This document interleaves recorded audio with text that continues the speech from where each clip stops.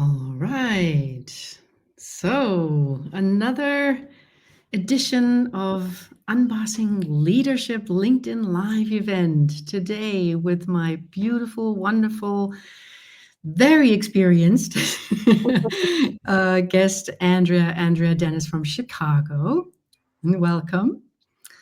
I'm just going to say a few words about you because I prepared some of them. And of course, then I will leave it up to you to introduce yourself. So just to give again to our audience today some context, what we're doing is we're giving some ideas and some concrete practices about what works and what also gets in the way around self-management in organizations. And we have very interesting speakers, practitioners from Spain today, from the United States, and we're connected through the platform of the Corporate Rebels from Holland and all the beautiful practices and case studies that they have been collecting and making available to practitioners like us.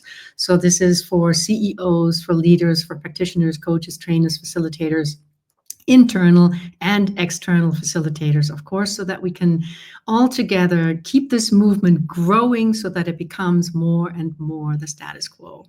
Unbossing leadership, self-managed organizations where we decentralize leadership and we put humans at the center of everything. So today I'm joined by someone whose courage and clarity and commitment to real change embodies the spirit of unbossing leadership, if I might say so.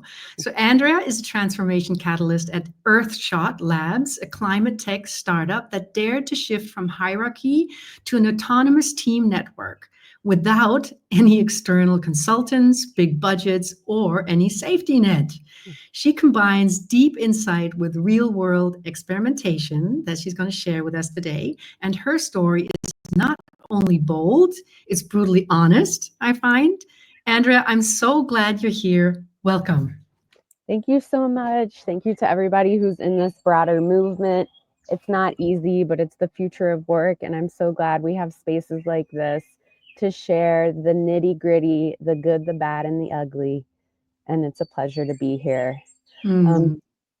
I'll just give you a brief background about who I am and how I got here. So my background has always been rooted in the bridges of systems around work and dignity, justice, and climate. My parents were the union leaders of their teachers' union. I spent the first decade of my career focused on social transformation through cultural exchange, fair trade, and environmental education in the city of big shoulders. That's the city of Chicago, which has a very storied labor movement history. It's where May Day started, actually, which is no longer celebrated as May Day in the United States. But May Day started in Chicago, the 40-hour work week, and a lot of people pushed to have dignity and jobs in the city of Chicago. And I've been shaped by that history deeply and by the fair trade movement of what does it mean to really be in partnership and have the dignity of a job. While going through that labor movement education, I also got the education of bringing consciousness into the workplace through reinventing organizations and other teal principles around purpose. And that has really shaped me and led me to my position now at Earthshot Labs, which gave me a wonderful opportunity to help shape a climate tech company that had the values, had the interest, and didn't really know how to practically apply that work. So that's what I've been doing since I started at Earthshot Labs, and that's what I'm here to talk to you about today. Yeah, thank you so much. Fantastic. And so what actually kicked this off and made me think I should invite you and help us all learn from you more was a really fantastic testimonial that you wrote and published on the Corporate Rebel community page. And I remember reading that it was actually the team that initiated this transformation themselves. And I'm just wondering, how did that kind of all start, if you can share with us? And also, what role did the CEO have in that from the beginning until now, so to speak?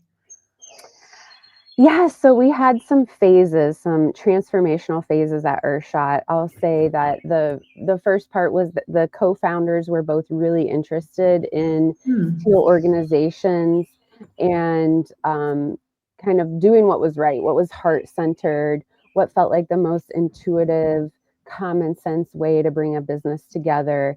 And they've always encouraged that, but it Hmm. hasn't been easy along the way, because at the same time there was this commitment to culture and then this necessity to be a sustainable, financially sound business. And at times at the beginning stage, those seemed in conflict with each other. We had some people on the team that I would call culture purists. We needed to pay everybody the exact same amount, a no firing policy. And then we had to hire new people and hire a bigger engineer who needed to support his family in San Francisco and couldn't be paid that amount and couldn't join the team. And so immediately we had to, break that rule we had set for ourselves, which created some tension right off the bat in terms of what our DNA was and how we wanted to be flexible with our practices, but also committed to our values.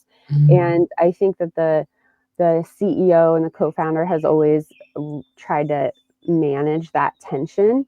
And so what we did initially was this kind of, I'll say, like a free for all phase where each team sort of developed their subculture. And so we had some teams that were completely flat and some teams that had, former McKinsey consultants and had a pretty traditional hierarchy. And it kind of worked, but what happened was we went through a really challenging time. The entire venture capital community went through a challenging time, and climate tech in our work of reforestation and conservation. And so we pared down the team and we sort of had this rebirth. And in the rebirth, it was like, who are we? What is the DNA of Earthshot?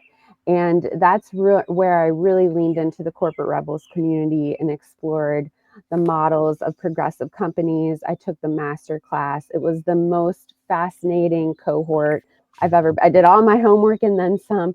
It was like extra credit I needed to learn. And in that, I'll call phase 2 of phase 1, free for all, phase 2, research and possibility. I was able to host workshops, bring in light touch initiatives within the organization, and then presented a roadmap to the team at our team retreat of like, this is what it looks like to be a progressive company fully. And this is what it could mean for us. And it's up to us if we want to do it. And along the way, had been laying the groundwork kind of simultaneously. I'll call phase 3 laying the groundwork with the CEO and the other senior leader, our chief science officer, and the entire team doing surveys. And during that phase, we really drafted and defined our long-term vision that was simple, magnetic. This is who we are. This is our purpose. And at the same time, establish guiding principles and norms around what behaviors are rewarded at Earthshot and what are not. And it's interesting because I just read Lisa Gill of the Tufts Leadership Institute. She just posted a blog 3 days ago, and it was about, is self-management for everyone? And Right. there's this conversation about, is it inclusive? And I think that just like traditional hierarchy isn't for everyone, self-management is challenging and might not be for everyone. Some people like to just be told what to do, come in, do their work, clock in, clock out. And we realize that that kind of that orientation toward work, it doesn't work for Earthshot, and we just had to be very clear about that. And so that was a process we went through during laying this groundwork phase and becoming unapologetic about who we are and who we aren't, so people can opt in and out. And then we also had to rework our compensation rubric. It was that, I can't stress this enough, that the compensation rubric has to be fair. it has to be transparent, and it has to be aligned with principles. As soon as we start introducing privilege to a few people and not others in either how we reward compensation, time off, any type of privilege, what hotels they could stay at versus other people, it completely erodes any other facet of being self-managed or an autonomous network of teams. So that was kind of like everything we had to do initially before we started, I'll call the fourth phase of implementation and testing, which is what we're in now. And that's where we really collapsed middle management. We introduced a new structure of coordinators, representatives, a steering team, facilitators, and note takers. We introduced the collective bonus model. We said, no, we're not doing individual bonuses, which was an ongoing conversation with our CEO because he had a business sales mentor who's still there. Hi, Andy. I know you mean well and you're trying to get us in a good place. But that, like, there's no other way to do it other than individual bonuses. And so we just had that continual back and forth and landed on a collective bonus structure for our team. And then, so we introduced the new structure, the collective bonus model, coaching and accountability process at our organization, and then a new meeting and business cadence for how we work around the calendar year. And that's all still evolving. We're still defining leadership practices. We're still working on our feedback culture and many other things. But I would say that's the phase we're in right now. Yeah, fantastic. Thank you so much for breaking that down for us into these phases. Just to kind of dig a little bit deeper and zoom into one of the principles that you've highlighted, can you tell us a little bit more about why it's so crucial to stay away from the individual bonuses and go to the collective and the team ones? What have you seen it do, to the team and everything when it gets in the way? Can you describe that and maybe give us some examples? For one, what's the individual one, and how does it impact then when you move to the other one, to the collective one? Well, even in the recruiting of candidates for our sales team, there was tension from existing BD, business development folks, and new people coming on. Okay, are they going to get a structure that we didn't have? And then therefore, all the work we've done up until now, is that going to be rewarded? And then that created gatekeeping around even onboarding and the success of somebody making their deals. And so the tension was there even in the hiring process. And then the tension became, okay, who owns accounts? Because a lot of people have worked on different accounts. And so you could already feel this low level, and we have a very lovely team. Let me just say that. These are people who could be making a lot more money in a different environment. They could be on the other side working for companies that might be doing more environmental destruction than environmental restoration. And they are choosing to work here and work really hard. So, but it got in the way. It started undermining this spirit of collaboration, and in a very kind of subtle but clear way. And so that was, and then it became, okay, who gets what? And that was where the energy and the focus was going, rather than what partnerships are we building? How can we help each other? What skill do you have that I don't have that you could teach me, even if it's not 100% within your goal structure or within your role description?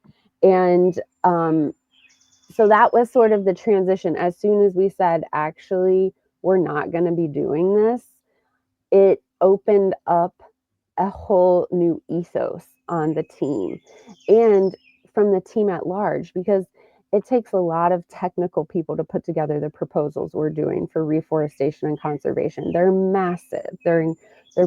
These proposals, even before we get the job, need a lot of insight from the group. So now we have scientists leaning in enforcers, compliance experts, and project leads who are all helping shape these proposals, knowing that this is going to be collectively rewarded across the team. Whereas before, there was also this tension of like, we have a lot of work to do, and now BD, business development, is coming to us with another last minute proposal. But it's last minute because this is when the client needs it, not because of anything that they're doing. So it just really shifted the mentality of the company to move together in a direction. And then, of course, Troy, the CEO, was still chatting with Andy and about like, okay, well, this is going to not work eventually. So we're going to need these individual commission structures. And then it's like the universe provided. We work with a bank called Mercury, and Troy, our CEO, was having another conversation with maybe a banker or someone else and said, oh, well, I just saw that Mercury also doesn't do individual bonuses. And here's a bank, that's not doing it. And so sometimes you also need to bring in other people to speak for the cause. And luckily there was a podcast and a blog. And so that kind of put us over the edge of really being like, this is who we are and this is how we want to do business. Fantastic. I think that's very enlightening to say, as the universe provided, but that's kind of a strategy to use and say, bring in others so that we validate the concept. It is doable. It makes sense. It is the future. So I could go so many places already, but I'm just kind of wanting also to meet our audience, kind of like you started out, you took the Corporate Rebels Masterclass. It gave you a lot of case studies, and you could get probably a lot of your questions answered, and you learned a lot about I'm supposing, because I haven't taken it yet, the tools, let's say decision making that you do, all these new tools from Sociocracy, for example. And then you kind of found your way through, and I understand you didn't really have a consultant or a mentor or somebody by your side. And then you did, and I took this down, that you gave a roadmap at a retreat, and you said, this is what it looks like to be a progressive organization. Help us understand how you came to develop that, because you did that on your own. So help us understand, how did that go for you? What helped you? What got in the way? What would you do differently if you had to do it again? Okay. Well, I knew that at some point I was going to need to synthesize everything that I was learning from Corporate Rebels and just be a vessel to bring it to the team. And I was keeping that in mind the entire time I was doing the cohort. And luckily, they really structure the cohort around how can you take each piece that you're learning and apply it to whatever business or consulting effort you're doing. So that's kind of how they guide it. But there was a core piece that I felt was missing from Corporate Rebels. And that was just kind of about the heart and the DNA of the culture itself. And I mean, in some instances, I remember there are progressive companies out there that don't even use the term culture.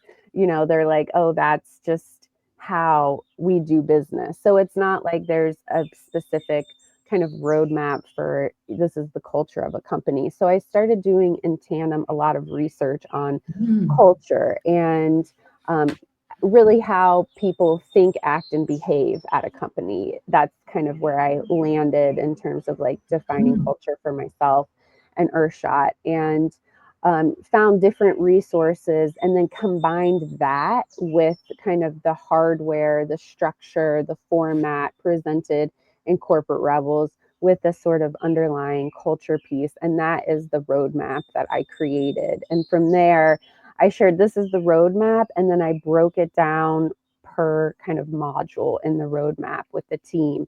And I assumed we'd have like all of this year, all of 2025, to unpack each module, like a module a month or something. And it was like right after I gave this presentation in 2024, they're like, okay, we want to do this tomorrow. We want to make all of this happen. And I was like, okay. And so here's, so we jumped right in, and there are some things I would do differently that I'm happy to share with you now based upon all of that learning. And the first is that I would have held a formal vote or a commitment moment like Chrysos does, which is a company in Europe that buys businesses and gives them the opportunity to transition to be self-managed. I think it's like they need 80% of the That's team right. to vote. And I wish I would have done that just as like, this is the moment. I think it's really important to name thresholds at a company. And because even though I got overwhelming support and people wanted it, I would have liked to have been able to say, okay, this was the moment. So I would have suggested, even if it wasn't like a formal vote, just some threshold. And then I would have started with the Bridges model of the psychology of change within organizations to emotionally and mentally prepare the team for what it means to go through change. And I mentioned that 𝗵𝘂𝗀𝗍𝗄 blog that she just posted is self-management for everyone. And she says a lot of people give up after 6 months. And in her research, it can take up to 2 years to really solidify the structure of self-management.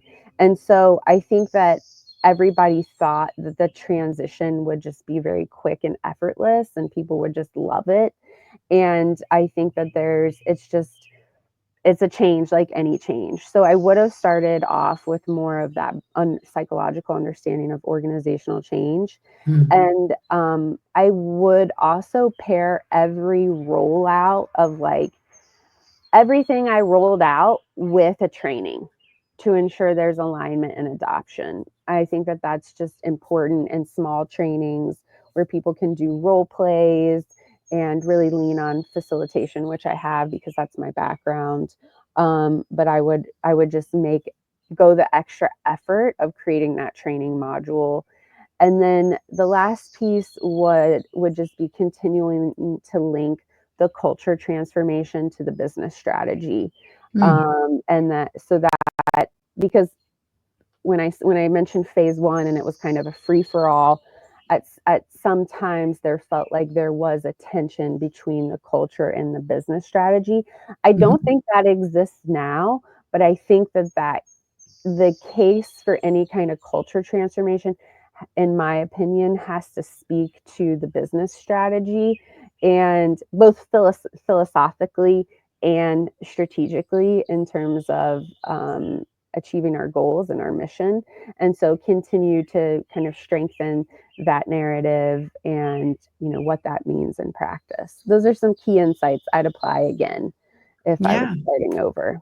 Yeah, wonderful, wonderful. And the last one that you mentioned around the alignment between the culture transformation and the business speaks to me, I don't know if you agree, to the fact that we can get excited about the idea of self-management because it seems when you dig deeper to make so much sense, common sense, and it's really shown in so many cases that it's not just increasing quality for employees, the culture, et cetera, but really bottom line, it's really an interesting concept just from that lens for business. But if we don't have a clear vision and we are not really purpose aligned, so to speak, so that we have something that we really believe in, so that self-management is a means to an end in a way, it's not the end, then sometimes that alignment can lead to friction, I suppose.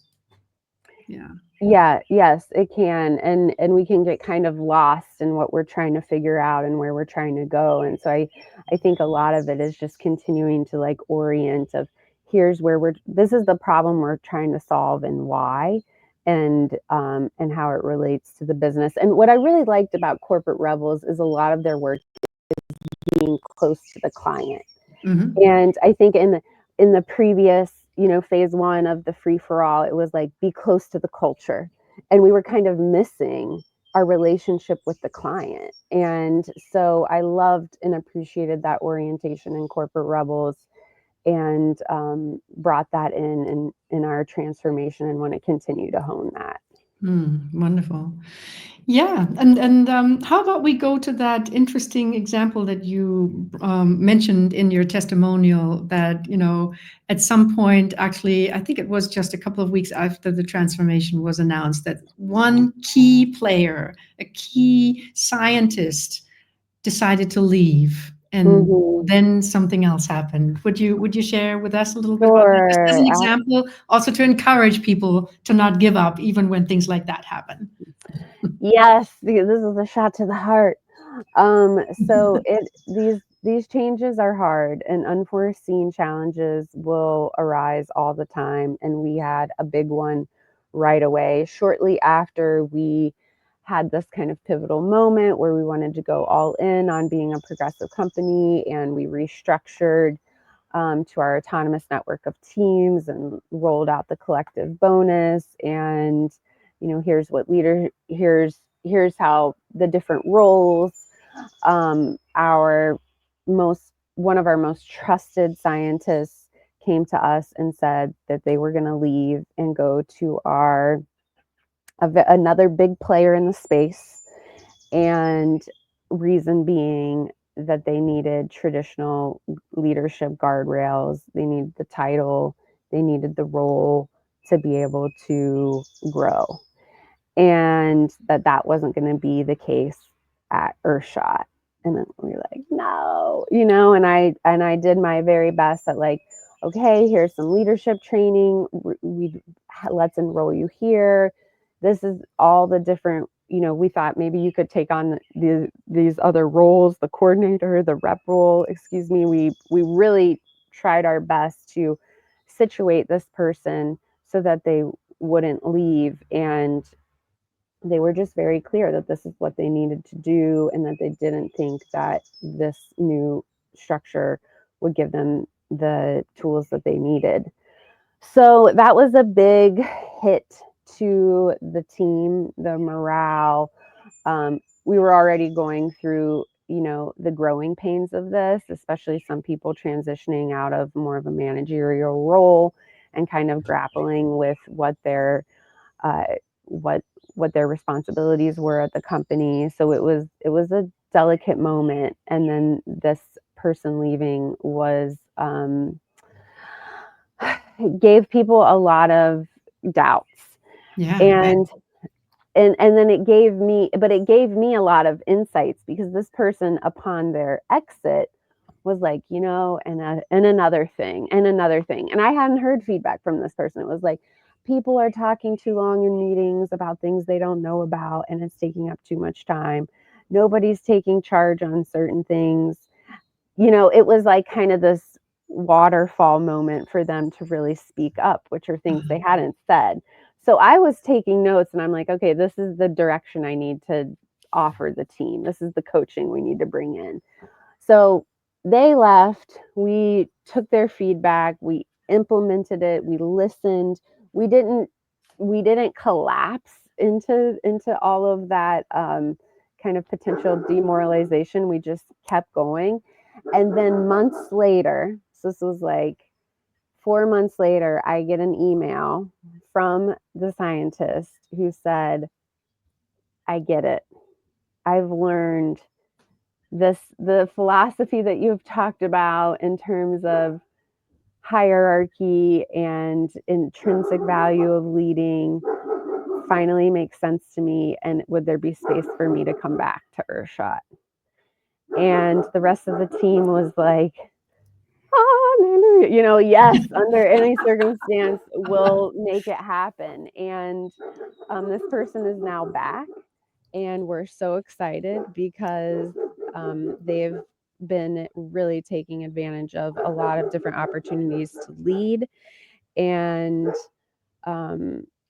yeah, I would say it's not like a fairy tale ending. We're still working through things, because in a way, at the other organization, it's like people had less meetings, people had more time to do things, people could really just kind of heads down and not have to worry about other problems. And so I think we're still shifting and trying to make things as streamlined as possible for us to go fast. but we learned a lot, and we're so happy to have them back. Oh, fantastic. Yeah. So it sounds like when this person announced that they needed something else to grow, what kind of came up from me was you can understand this word grow in different ways, right? You can say, oh, I want to grow. And then obviously you would want to offer trainings, possibilities for them to expand their leadership skills. But maybe what she meant also included growing in terms of hierarchy and climbing the ladder. And you were taking that away, right? So they didn't really see how they can have a successful or fulfilling career without increasing the status, right? Yes. Yep. That's exactly it. And then that's something we're grappling with now, is because that is just a conditioned mindset of traditional hierarchy. And so people have been at Earthshot, 2-3 years, and they wonder, what does this look like on my resume? How does this translate to being paid more and taking on more responsibility? And what I've learned about kind of role transitions and taking on more responsibility in this structure, which we didn't talk too much about in the Corporate Rebels, but I've found some other resources, is that process can be somewhat of a negotiation, a messy process. Say someone wants to take on more responsibility, but then who's going to do the responsibility they've been doing? And so we've created a role transition process at Earthshot that's been really, I think, quite successful, because it is a negotiation between what does the company need and what is the person who's like really listening to the needs and understands how they want to grow, how they can move into a new space. And I really like the term that comes out of Radical Candor, the terms of a rock star and a superstar. So somebody who's really good at what they do, they're a rock star. They just want to be the expert in what they do. And then how do we reward that in our compensation structure, versus a superstar who wants to take on a lot of different responsibilities, solving problems cross-functionally and things like that. And, what does that mean for leadership? Is leadership in both being a rock star and a superstar? And so I would say this is a phase we're really growing into right now, in this implementation and test phase, that we need to figure out so that people don't think they need to leave and just go climb a corporate ladder for status, and to grow. Okay, yeah. So I'm hearing that it's something that, even though it's presented and you might be shocked at first as an employee to say, oh my God, all my hopes and dreams and how I envisioned my future are all gone, I need to leave. Actually, the invitation is to say, well, if you stay, you get to shape how we're going to meet your needs, but we need to do that in a dialogue with you, because that's how we do things here from now on. Exactly. It is all about the conversation and listening. And I think when those two things meet, when you feel the need of the company and where we're going, and listen to the problems that we're trying to solve, and then understanding, oh, I have an impetus to want to try and solve these problems and move in that direction. To me, when that comes together, that is the most gratifying professional experience that we can have. And not to be a little bit spicy, but there was this woman, Barbara Marx Hubbard, who's an evolutionary theorist. She would call that vocational arousal. And I think that you can really be in an energetic state of like positive reinforcement, because you are solving problems you're really interested in solving, that the team really needs you to solve. And that changes a lot. And so that's what I love about this autonomous network of teams, is that we're not locking ourselves into one static role description. But at the same time, we have to be clear about what our roles and responsibilities are as they change. Because coming from, like, I'm the people and culture person, so I'm, technically in the HR area, and there's always conflict issues, and it inevitably almost comes down to clarity on roles and responsibilities. So the level of dialogue and communication really needs to be at a high quality. And that's something about working at Earthshot. You can't work in silos. You have to be collaborative. You have to be you have to have strong communication skills in order to excel in this environment, because things are changing and things need to be articulated across the board. But it's quick. There's not a lot of bureaucracy, and when we're in flow, it happens, and it feels really good and exciting. That's fantastic. Yeah, I love the term vocational arousal. I'm going to look that up. That resonates. So I don't know if there's a way for you to kind of walk us through a process as it would now go more or less when it goes seamlessly. When, let's say you have the idea, of course, now we need to go to team bonuses or collective bonuses, and we need to make a decision around that, or maybe any other topic that you find worth discussing and then making a decision on, so that it actually becomes established. Can you give us an example for what that might be, and then how does that actually happen in a network of teams? Yeah, so we have different decision-making bodies. So a lot of let's say we need to make a decision on kind of a methodology that's going to be used, or how a methodology is going to be applied to one of our projects. Those kind of decisions are all made by the people working on those problems. So that's a problem I'll never hear about, because it's the people who are working on them who make them. And we kind of trust that those decisions are made within those teams. And then the idea is that if people aren't sure, then they can seek out other input. And we kind of call that the advice process. And then in other bodies, we have the coordinator circle. And those are people who are really focused on our internal operations, our short-term priorities. And again, they are vested with that responsibility. And what happens is, let's say we want to use a new way to do our time allocation. This team would come up with a proposal. Because it would impact everybody, we would share it on our communication channels and give people an opportunity to object, respond. We would meet those objections, and then it would move to experimental implementation for a certain period of time where we review. And that's kind of where that delegation process happens. Then we have this other body, and we try to limit these groups to no more than 8 people, where we focus on priorities, longer term priorities and goal setting. And this is another interesting place where we look at what maybe we have several initiatives that require the same people to work on, and they have no time. So then we negotiate priority level. We negotiate resource allocation. Let's say 2 teams want to hire someone. Let's have a discussion here, and maybe not everybody agrees, but can we move forward with it based upon all the information that we know?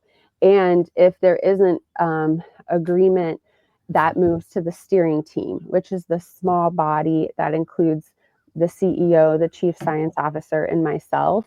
And what we do is really set minimal structure, minimal organizational boundaries of this is kind of how it can work. Let's implement it together as a team. But if things really need to be escalated, if we need to go through a separation process, if there's deadlock, if there's an organizational breakdown, those are problems that we would help solve with other teams. So it's kind of just knowing where to go with the decision or with the problem. And a lot of what I've done, especially since taking the Corporate Rebels masterclass, is when people come to me with ideas, I say, write it down and put it in a public channel. That is the most important thing you can do, is let people work with your idea as it is written. And that's been, it's so simple, but it's been such a game changer, because people write it down and then you see it all happening in the public channel. And I've become kind of a nuisance, but a lovable nuisance, where I just say no more direct messages. Put your thinking, put your conversation in a public channel so people can follow your thinking, because that is what grows sort of the hive mind of the organization. And so I think knowing where to go with a decision is really important. Knowing how to bring your idea to life through writing it down and seeking interaction with it, and being transparent about that. I would say those are kind of three things that we've really leaned on in our decision making as we've made this transition. Okay, wonderful. And so you have a communication channel, and did I understand correctly? That's not just to create transparency, but that you also use that for gathering the objections and then integrating the objections. And is the decision also made there? The decision may be, sometimes if the decision requires more conversation, then it can be made in one of our touch points, but then shared out publicly for interaction. But yes, that's where the decisions take place, either through kind of polls on our public channels, and or it's a proposal, it's discussed, and then it's communicated. Okay. Yeah, so that what you just shared is such a simple yet profound change. Write it down and make it public. No more one-on-one conversations, which can also lead to more toxic communication if it's kind of staying underground, kind of. So I can totally confirm that I do that in the live workshops, naming the topics so that we actually, what I like to call navigating via tension. Wherever you see tension is an opportunity for us to see if we can optimize something, change something, et cetera, and sharing it with the rest shows so much in terms of the system putting the spotlight on itself and understanding itself, not on a singular level or just a team level, but much larger systemic and systems level, right? So there's so many advantages to doing what you just did that, we could probably talk about and write a book about if it's not already there. So that's huge. It's a small little thing with a great impact.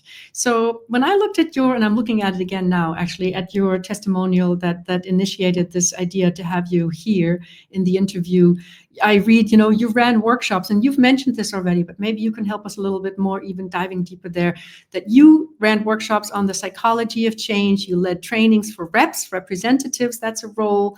The coordinators, that's a role you mentioned, facilitators and note takers, for example. So you kind of had an idea, I suppose, that these were potentially the roles that you needed to introduce and then invite people to take. Tell us a little bit about the training, and then also how people got to choose or got mandated or voted into taking those roles. Yeah. So this was based on the structure of the 𝗫 group, which is in Spain, and this is a structure that they utilize. And it made sense to me for our organization to kind of follow in this structure. And I would say the lowest hanging fruit for me was the facilitator training, which is the most fun. I love bringing people together, energizing the team. That's what brings me a lot of personal energy. And so we knew that we needed people to hold a few different elements according to their teams. And so the element of one, with the representative, what are the goals of this group for this quarter? How are we negotiating priorities?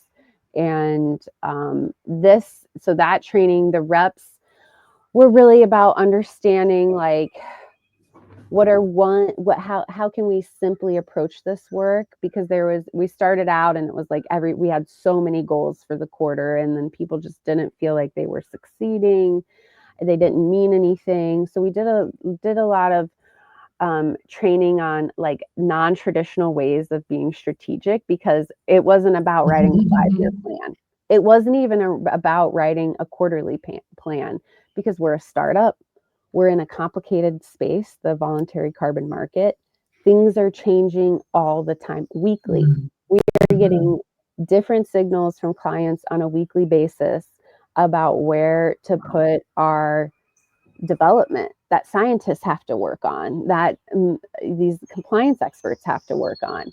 So it was like, how do we keep it really simple with the representatives? And what another piece that to bring in that I don't want to forget about is the importance of the tools that you use in a decentralized company. And this was something that, like, when we were in that phase 1 free-for-all, and we had people on the team who were like, everybody should determine what tools they want to use. It's like, sometimes you just have to have these organizational boundaries, which is why we have the steering team, which is like, no, we are using one project management tool. We are using one tool that tracks our goals, and this is how we use it, because that's what gives the entire team the transparency of what we're doing. And so with the reps, that was that training of like, how do we have strategy where the priorities are clear and we're flexible enough to change and adapt quickly, and we have the skills to negotiate and have right proposals for different opportunities that we see. So that was like the training for the representatives and the technology. You know, here's how we use this tool. For the coordinators, that was more about delegation. How do we I mean, we're a very lovely, harmonious culture. So it was like, how do we actually interrupt someone and say, hey, we're going off task? How do we make sure that we're, you know, giving each other solid feedback in terms of time? How are we making sure if people are taking time off, they're doing a proper handoff of their work? You know, that really became the bottleneck clinic of the organization. And so, and this was really trial and error, because I think some people wanted this role, but then realized they didn't, because some people like it, you know, and this is for like people who really kind of have that eye, that zooming out on the team. How are we doing as a team? And it's like, these could easily be manager positions, but what we're trying to do is have these roles not take up more than 10% of a person's time, because they're doing a lot of key individual contributor work, and they're not getting paid extra for having the rep role or for having the coordinator role.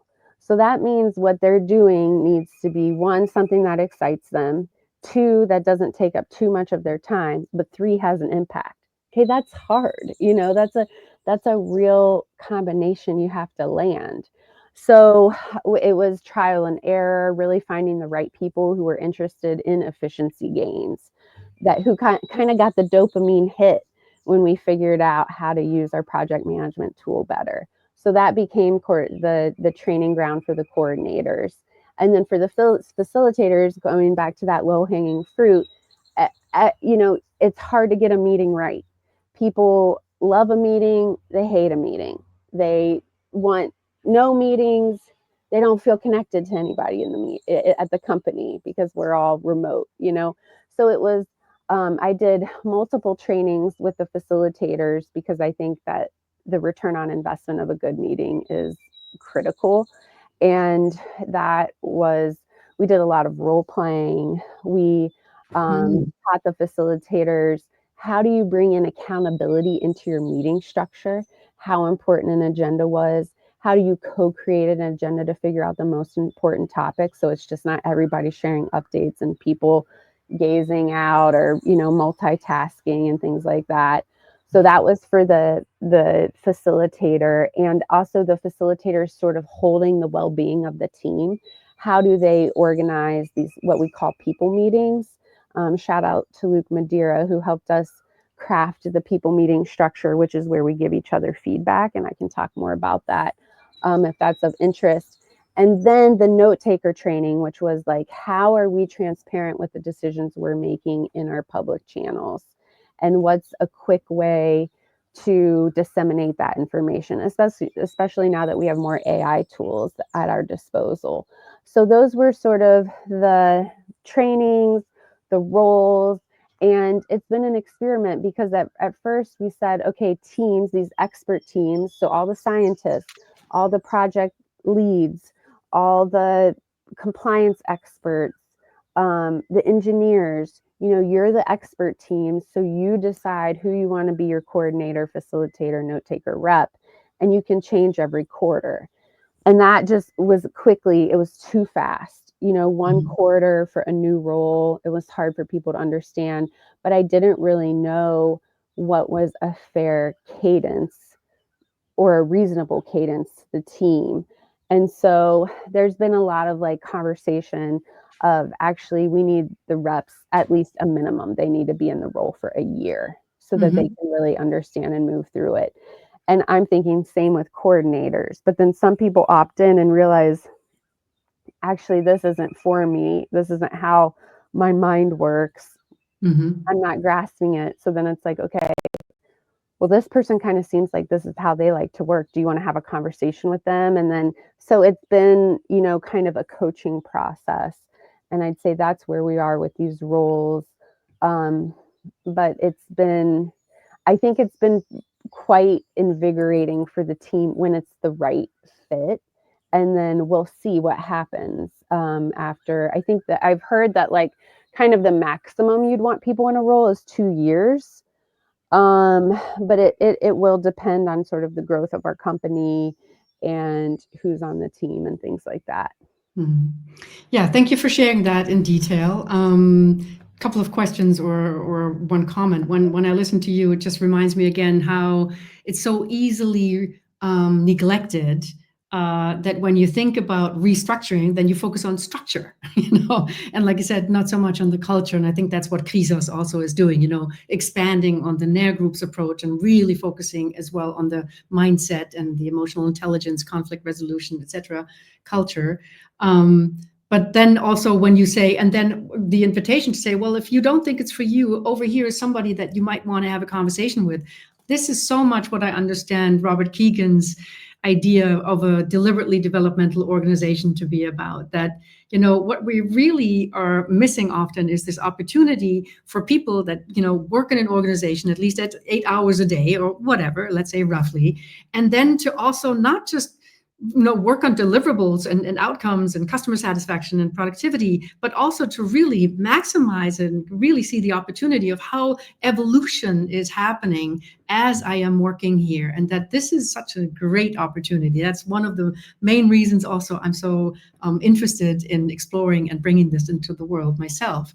One other question I have is how much time in the beginning when somebody enters a training like that do they need to invest so that they feel like, yeah, no, I'm good on my own? I mean, just a little guideline here.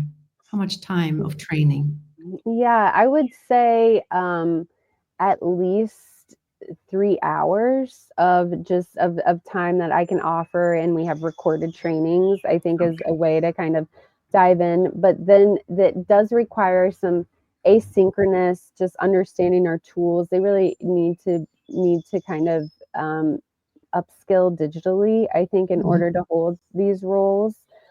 So I would say that. And then a lot of the people who end up really kind of flying in these roles just naturally want to learn and have a growth mindset and are doing their own independent study of a concept or a tool.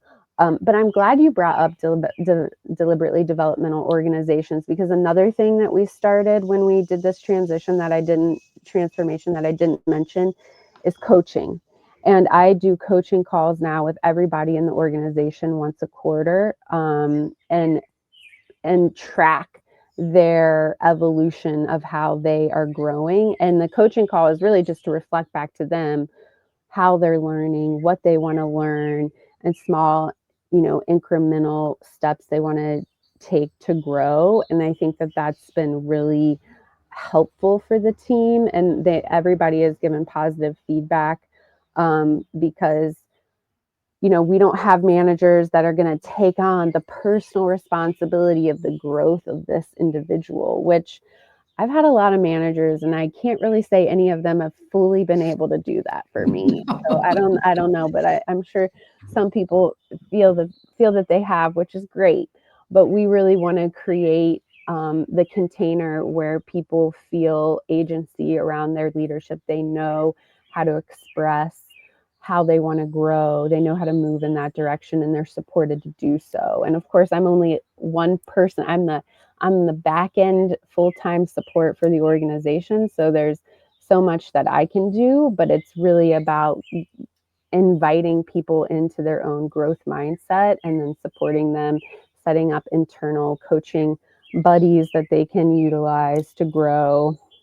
And especially if people need support, if there's performance support, how can we create a container for people to receive training, more nuanced coaching, let's say around communication skills or things like that, where we need experts and bringing them in key moments to help support the team. So just wanted to mention that coaching piece.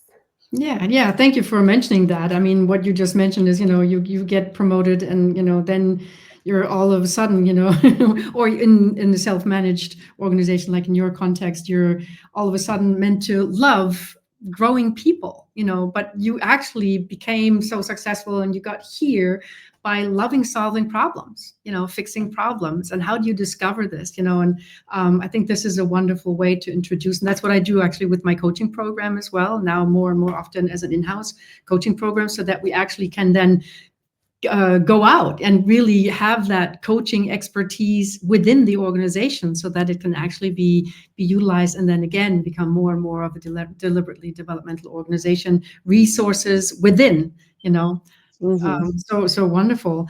I wonder if there's also a shift, but I'm not sure that is actually, so 90% people stay and do what they've done before. So they're working in the organization, as I like to say. And now you're asking them to do up to 10% of working on the organization, That's right? Is that something that sometimes shifts? Like in the beginning, it's a bit more, or is it the other way around? Does it become more and more because they get, as you say, they start flying in that role? Yeah, I would say it does shift. And when it shifts beyond kind of that 10% role, we do want to acknowledge that. And so we use an organizational map called Peerdom, and maybe they'll take on a role. Like, for instance, when we brought in our project management tool, someone on the team really had a lot of interest in that and sort of became our internal consultant on how to use this. And so that is both kind of a function of a coordinator, but this person really became kind of the owner of that. And so we had that, and it was kind of a temporary role that this person had, but we wanted to make sure that that was explicit. And it also depends on workload because, it fluctuates in terms of how many projects we have. So we do want to have flexibility, but also take into consideration people's capacity. So I like to do a lot of our coordinator meetings as workshops where we're not just discussing, we're actually doing, so that within that hour, we've done a lot. We've moved the needle on some bottlenecks, and then people can, go back and focus on their IC work and come together for the next coordinator call. Yeah, fantastic. Well, looking at the time, we're coming to an end. And I just wonder, because like you already did in your testimonial, you want your message to reach many, many people out there, especially, I'm guessing, internal catalysts like yourself that are kind of carving out a pathway that is, uncharted territory. Because, you can learn all these things, but like yourself, you had to kind of really dig deep and really come from a passion and say, I'm going to do this, and then see what the response is. So it's an exciting path. But what would be some words of encouragement that you want to leave our audience with that you want them to hear?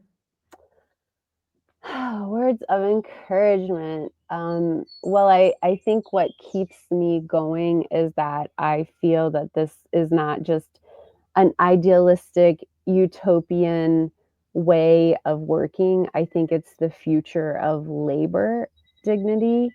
That we're entering in a completely new phase of what work looks like, and I want this new phase to be rooted in the spirit of dignity of a job, of trust, of working hard and solving a problem through a heart-centered lens. I just think that that's how we have to be in order to shift from the dynamics of domination and control that have gotten us into this environmental mess that we're in and a lot of other messes that we're in. And I believe in the power of humanity to be able to do that. So that is what I think. I don't think it's utopian. I think it's actually just the direction we must go in. And I think it's a very exciting time because there's so much creativity. In a way, it can be daunting because there is no clear roadmap. But on the other hand, there are so many pioneers out there doing it. And so it's about learning, listening to what's resonating with you and your team, and then using these experimental opportunities to test what can happen. And there are a lot of people out there who are just meeting on their own volition to try to talk about this and change how we're doing business internally. So check out, like yourself, I mean, even offering these LinkedIn lives and elevating the voice of people who are really wanting to move the needle and being a part of these communities. There's so much generosity in these communities. There's a lot of people who deeply care. And I think that is where in times of, in weary moments, we can lean on people like that. And so I encourage you to do that. You can always reach out to me on LinkedIn. Would love to connect with you. And in my opinion, we're just like kind of modern labor activists, but in a different way. And I like kind of carrying that torch. Wonderful. Thank you so much for your words of wisdom coming from your heart. And thank you for all the work that you're doing and your generosity. Thank you for being here with us today. Thank you to our audience. And we hope you enjoyed this edition of Unbossing Leadership. And we're saying bye-bye. Bye-bye.